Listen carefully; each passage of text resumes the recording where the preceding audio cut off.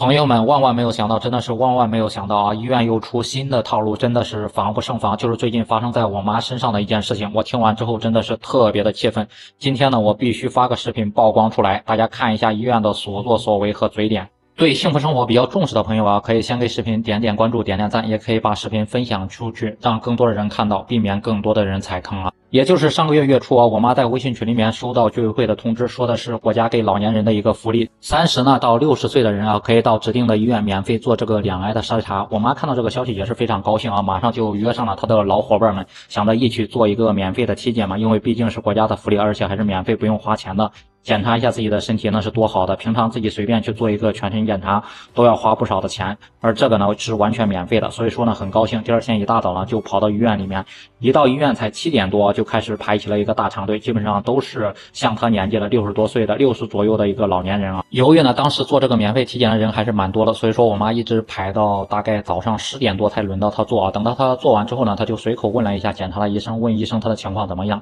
医生说应该一切都还好吧，一切指标应该都是正常的，但是呢要等随后的一个具体的检查报告的结果出来，你要在家里等电话。如果说没有电话呢，证明你的情况一切是正常；如果说有电话呢，我们再具体的通知你，再跟你详谈。我妈呢一听医生说没有什么事了，觉得自己身体应该是没啥问题，就开开心心的回家了。没想到呢，接下来5天发生的事真的是让她非常的崩溃。接下来真的才是好戏登场了。在第5天的时候呢，我妈就接到医院的一个电话啊，说她的检查呢可能有点问题，整个的检查报告里面应该是有点问题的，需要我妈呢再一次去医院做一个全面的一个复查，深入的复查。大家都知道啊，如果是老年人接到医院或者医生的这种电话，肯定都会被吓得不轻，当时就完全是头晕目眩的一个感觉啊，感觉自己的身体肯定是出了什么问题，所以说医院才会重新给自己打电话。真的是那几天呀，我妈是吃也吃不下去，然后睡也睡不着觉，总感觉自己身体出了什么问题，连自己的后面的事情都想好，都安排好了，真的整得特别崩溃啊！就那2天的一个时间，我劝也劝不住，我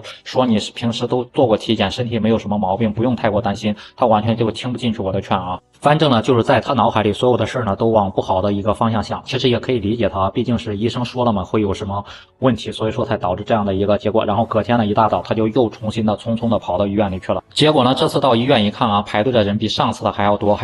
了，而且排队根本就看不到头的一个情况。但是每个人基本上都是愁眉苦脸的啊，看着不怎么开心。因为还没做检查嘛，我妈就跟他前面的一个叔叔聊起了一个天，也是跟他年纪差不多相仿，问了一下大家都是怎么情况。那个叔叔也说他也接到医院医生的一个电话，也是担心了好几天，吃不下去饭啊，跟我妈的情况一样。还有的家庭呢，我看着直接就是拖着一家老小，然后全部都过来了，感觉有什么大事要发生一样。还有的人可能心里比较脆弱，直接就蹲到地上在哭泣了一样，真的是把人吓得不轻。但是呢，接下来更加气愤的事情就发生了，就是医院呢让所有人再次来复检的这个人呢，每个人要交230块钱的一个复检费，说的是进一步更深入的一个检查，这个不可能免费了。所有的人呢，当然就是在当下的情况下，所有人都是交了，都做了进一步检查。但是你问医生什么情况，医生还是跟上次一样，然后要等7天以后等报告出来。于是呢，我妈就只能忐忑不安的回到了家。在整个7天等待的过程中呢，也没有收到医院和医生的任何的电话。等到7天之后呢，拿到报告一看，所有的指标全部都是正常的，没有任何问题。真的是把我气得不行，把我妈也气得不行啊！白白害我们就是担心了这么多天，而且白白浪费了230块钱。朋友们，你们看到这里都知道医院是什么套路了吧？